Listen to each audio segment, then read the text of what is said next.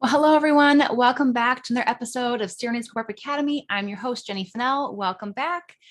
So this week, I want to touch on a subject that I'm very passionate about, and I am excited to just talk about something that is kind of hard to talk about. And that is, how do you deal with criticism as an SRNA or as a current anesthesia student?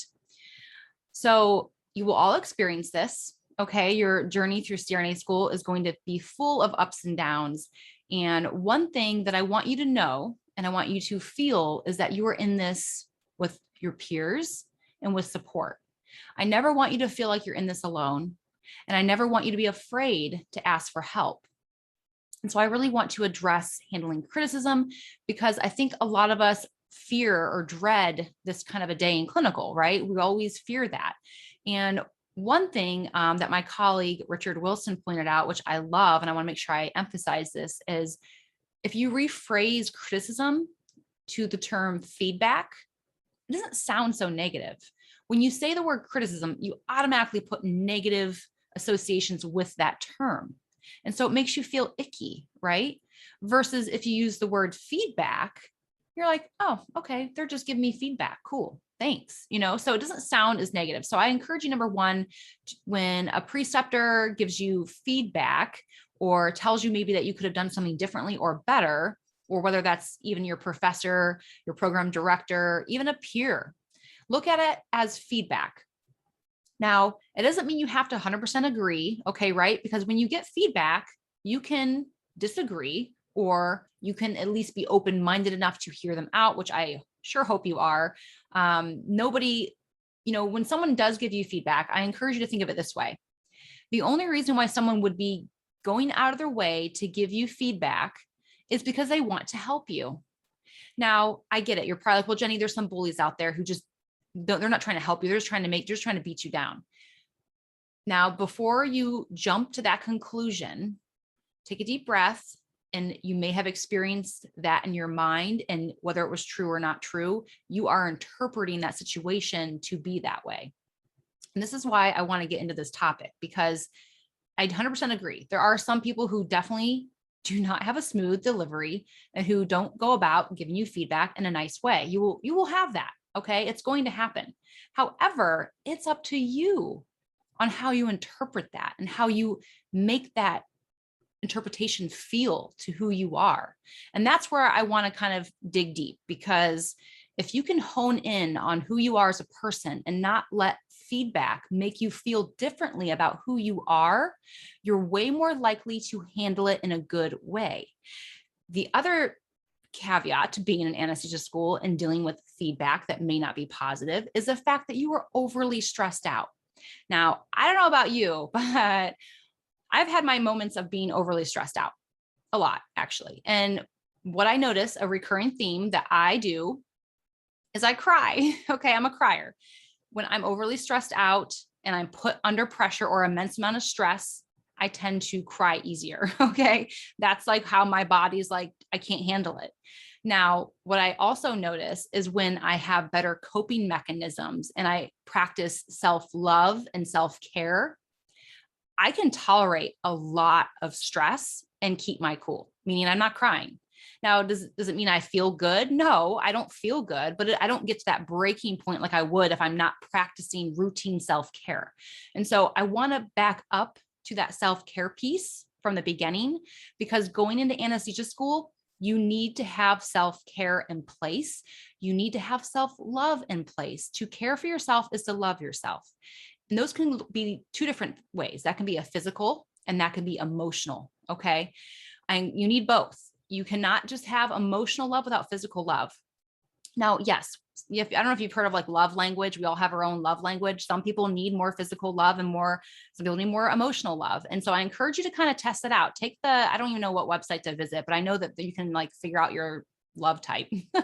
This is not turned into a dating show though, but I mean that in a self-care aspect, meaning if you're the kind of person who needs a lot of physical attention and care, maybe going to the gym, doing physical activities like that is a way you show your self-love.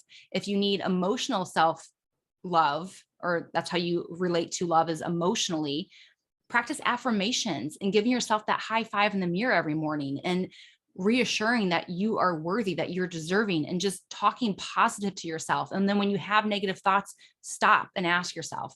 Now, I think no matter what type you fall into, you should be doing both of these things. But I wanted to point out that going into CRNA school to deal with feedback or criticism in a productive way has to start with you. It has to come within you to have enough of to not be a shell of a person and take every insult as something to make you crack.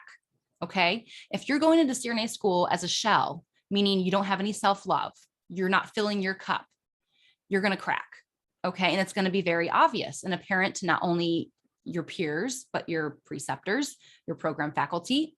And it could also make you suffer physical consequences, anxiety, panic attacks, bad test scores, bad relationships at clinical. Okay. Bad personal relationships. And this is why this is so important, because that creates kind of a negative spiral effect that is really hard to get out of. And it's extremely painful to go through. And it almost essentially becomes like a vicious cycle where you beat yourself up, you have a negative experience, you beat yourself up again, and it just festers. And this day and age, you guys, I know I say this more than once, and I'm not trying to make social media evil, because it can be good. I've seen the positive things come out of social media. I mean, look at what I'm doing. The fact that I can broadcast this and you can see it on several platforms and mentor you, that's a good thing. It's a positive thing. I'm thankful the fact that I have this platform to speak to you, but it can also be a bad thing in a sense that we are so quick to see what others have and feel that envy and feel that want and that desire. And if you think about it, that's greed. And it's funny, you guys, as a child, I grew up as a Christian, and I remember them, one of the sins is greed. And I remember being like, well, how is greed a sin? As a human being, we naturally want things. And so what's wrong with wanting things? What's wrong with wanting money? And, what's wrong with all that? I didn't really quite understand it. Now as an adult, I understand it in a sense that it's not that wanting is bad. It's not loving yourself. And so when you want what others have, you're constantly saying, I'm not enough. You're saying I'm not enough. And we all need to love each other. We need to love ourselves. All right. We're so quick to give someone else a high five, but how often do you give yourself a high five? Do you love yourself? Ask yourself that. Are you proud of where you are? How often do you even say that to yourself? How often do you even think that? And hey, I'm guilty. I'm right there with you. If you're thinking, oh, well, shoot, Jenny, I'm in trouble. It's okay. It's okay. That's why we're addressing this. And I'm addressing this because I personally have had to work on it, because I personally have had bad habits with self-love to the point that I broke. Okay. And I did seek out help, and I'm talking to you about this now because it's going to be a back and forth battle probably your whole life. Because I don't truly believe that we are going to be able to avoid this, because I think it's part of who you are as a human to naturally look to others and want what they have. But it kind of, again, creates this emptiness within you. And so whether you think so-and-so is prettier, or they have the house that you wish you had, or the car, or the career, or gosh, they can dress themselves really nice. Oh, their hair is always perfect. I don't know what it is. I don't know. Gosh, look at his biceps. Is that what guys think? I don't know what a guy's envious of. Look at his six pack. I don't know. It's just, can you appreciate what you have? Because I guarantee you have something they want too. And so I think we kind of forget this when we see all these highlights on social media, that just because they post a pretty picture doesn't mean the rest of their house doesn't look like a disaster, and they're probably struggling just like you to keep the house clean and juggle the kids and all the activities and yada, yada, yada. They just happen to clean a space and take a picture, right? But that's kind of beside the point. I guess I'm getting back to the fact that you need to love yourself. You need to fill your cup. You need to talk positively to yourself, because if you don't, you're not going to handle feedback in a positive way. And so again, and recognizing that too. So, because again, it's going to happen, but it's recognizing when you're beating yourself up. And I used to always say, and I still do say, you're your own worst critic. And as a student, I routinely beat myself up. I didn't even have to have a bad day, which is the annoying part. Like, I'd actually probably have a good day, and I was told I had a good day by my preceptors, but I would leave feeling bad about my performance because I didn't think I was good enough. What the heck? Oh, I wish I could just slap myself back then, like, Jenny, come on, like, just love yourself, dang it. Like, you're doing a good job. You're showing up. You might not be perfect, but that's okay. You're enough. And what I've realized recently, you guys, and my recent kind of, and I did, like I said, I've been seeking out help to kind of deal with my own mental process. A lot of this stems from things that you're even building from your own childhood and your ideas around who you are as a person and your worth and your ability and all of that. It's crazy. And I have kids, and it scares me to death to think that, this kind of stuff starts early on in childhood, but it really becomes about addressing it and getting down to the why behind you feel that way about yourself and looking at that and in a very sensitive way. And I also want to say that sometimes your significant other is not the ideal person to do this with. And you might be thinking, well, gosh, that's kind of offensive. No, it's not meant to be offensive. It's meant to be, you need someone who can look at it from a non-emotional point of view. Your significant other loves you. Okay. They care about you. Someone who isn't emotionally attached to you, just like they always say, like, your friends can see things you can't see. It's because, don't get me wrong, your friends do love you, but not the same way your husband or your significant other does. Okay. They don't have that physical and emotional relationship with you as like your friend. It's a different type of relationship. And it just allows a perspective, a viewpoint that sometimes you get blinders to when you're emotionally connected with someone or something, including yourself. So I do think seeking out therapy or support from someone who is a peer or even an actual therapist is worth your time and effort to do. Don't be afraid of seeking out therapy. Please don't. If you need it, receive it. Okay. That's a way to give yourself love. If you seek out therapy, it doesn't mean you're weak. It doesn't mean you're not worthy. And I've had all these stigmatisms in my own brain thinking, well, gosh, if I need this, then I'm not strong enough. Or, if I need to go on antidepressants, I'm a bad person, or I'm not strong enough mentally. What's wrong with me?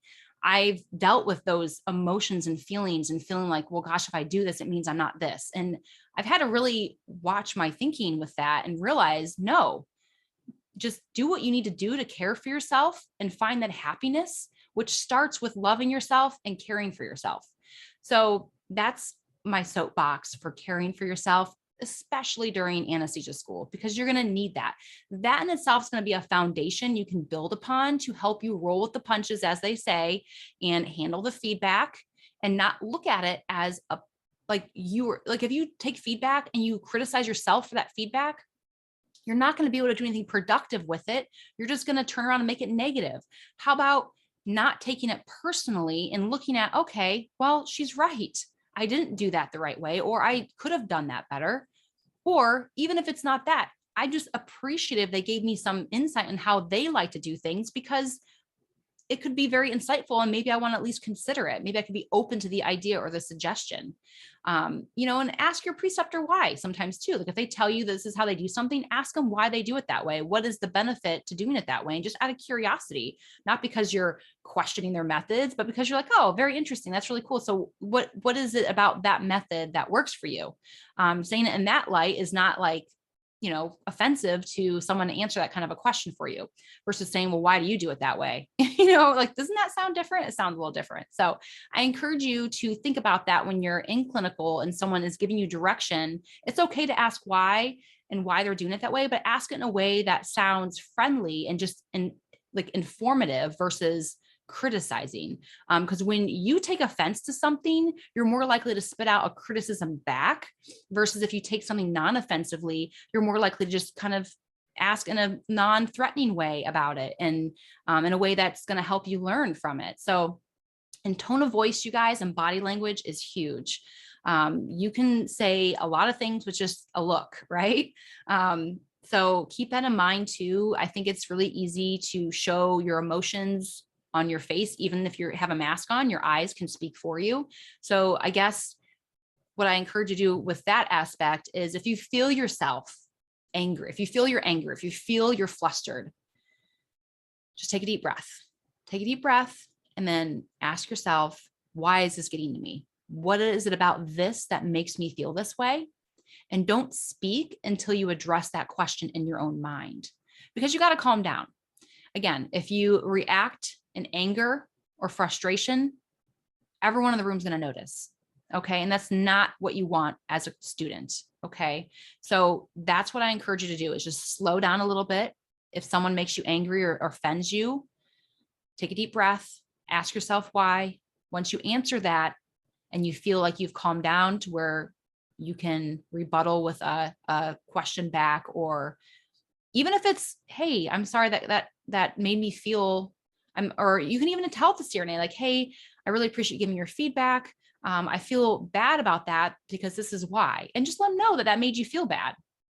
I know they probably didn't intend for it to make you feel bad. And so, but it's okay to be honest and say, I value what you provided, this feedback.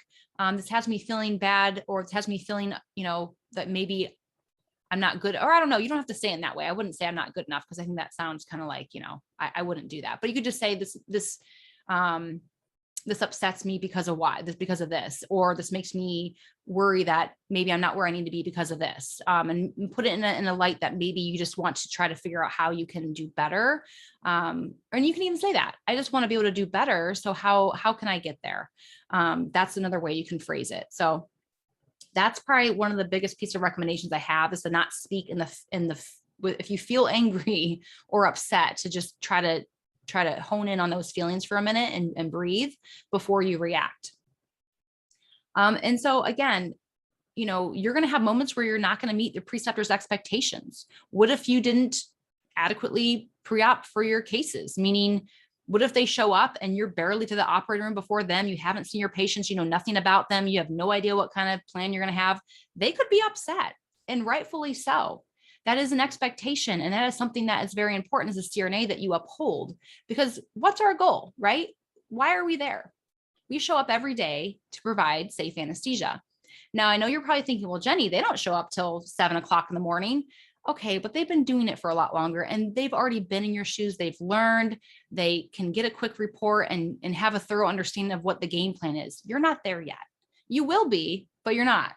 So you got to try to kind of own that sense that you are a student, that you are a learner. And sometimes you have to learn the hard way. And before you take that personally or get upset, you have to just ask yourself, is there a way that I first take ownership? If you really messed up, take ownership. It's okay, because you're going to make mistakes. Okay. It doesn't mean you're a bad person, or you're not good enough, or you won't be good enough. You guys, I have seen students come into clinical super rusty. I mean, like into an open heart rotation, super rusty, where I'm like, how do they made it this far, and where they currently are? Like, it kind of blows my mind. I've also seen that same kind of student blossom into this amazing practitioner. I mean, it's incredible. I'm like getting goosebumps even saying it, because I know exactly what I'm talking about. And she was amazing. And when I first started working with her, I had to watch her like a hawk, because I was scared to I didn't want her to make a mistake. But just that brief 3-month interaction and her working really hard and getting the feedback and not taking it personally, she made dramatic, and I mean dramatic, improvements. It was amazing. It was amazing. But I guarantee she did those things. She was the sweetest thing. First of all, she did those things because she genuinely wanted to learn how to be better. She wanted to improve, and she let it know, like, just pour into me, give me all your advice. I will take it. And that was amazing to have that open connection with that person, to give the feedback and know that I could do that in a safe place that made them feel good and me feel good. So if you're like that, you're going to experience exponential growth. However, if that same student came in and when she received the feedback, immediately got defensive or felt bad about herself, or that she wasn't worthy, or whatever went through her head, she wouldn't have seen the improvements. They wouldn't have happened for her. She would have remained in that spot, because she would not be open to embracing change, right? She would think it would be too hurtful to who she is to be different. And not even different. I mean, you guys, all life is embracing being uncomfortable and growing and changing. Who I am today is not who I was 10 years ago when I started CRNA school. And 10 years ago, 15 years ago when I became a nurse, totally different person. And oh my gosh, think back to who I was in high school, For my friends who are still my friends, thank you. But yeah, just you change a lot over your life, and that's okay. And I look back at some things I did and the way I was, and I'm not proud of that, but I also know that I learned from that. And I'm not going to let that reflect upon negatively who I am as a person, because we've all been there. We've all had these moments. We're not here on this earth to be perfect. We're not meant to be perfect. We all have imperfections. We all have greed, right? As I mentioned, but it's how you handle that. How do you handle that natural want and desire to be like someone else or to have what someone else has? And again, it's about self-reflection and catching it and saying, I love who I am. I'm not perfect. I don't like my nose. Cool. But hey, I got other things that I like about my body that maybe someone else doesn't. So it's all good, right? And I know I'm trying to make this kind of lighthearted a little bit for you to not get too, but I want to make a point that it can be as superficial or as deep as, who you are. So superficial things versus who you feel you are as a person, it can go deep and it can hurt. And that's when I think that you need to seek out help and guidance. I recently did a podcast episode with 3 students. I encourage you to listen to it. It was just the last episode, episode 48. We mentioned how a program, Texas Wesleyan, offers free therapy to students. That's amazing. That's amazing. And you should be taking that opportunity. I think you should just do it regardless whether you think you need it, because I truly think that we all use a little bit of therapy, whether we think we need it or not. I think if you're open to the idea of getting therapy, embrace it and just see what happens. You might be surprised. I know I was kind of closed off to it for a very long time. But when I opened my mind to meditation and different things like that, it has impacted me in just positive ways, in ways I didn't think was possible, because I was closed off to the idea. I thought, no, I don't need that. I'm good. I'll be fine. I mean, I'm telling you from my own mistakes that I was closed off to it, but I really started to suffer. Panic attacks, sleep, insomnia. I mean, you name it. I had a lot of consequences, high blood pressure, because of my anxiety and not taking that self-care and not understanding why my emotions were the way they were, why my feelings were the way they were. And when I started embracing that, yeah, I'm not perfect, you guys. I still have a long way to go. I'm still relatively new, in my opinion, in the process, but it has really shifted and helped me in my daily life. It helps me show up better for my children, my husband. Again, like, I'm still a work in progress, but we all are. So I wanted to point that out. Also, last point here is, I want you to know you're not alone, and you shouldn't be alone. Okay. You need to seek out that support. And that goes back to whether that's through free therapy, a paid therapy, a peer.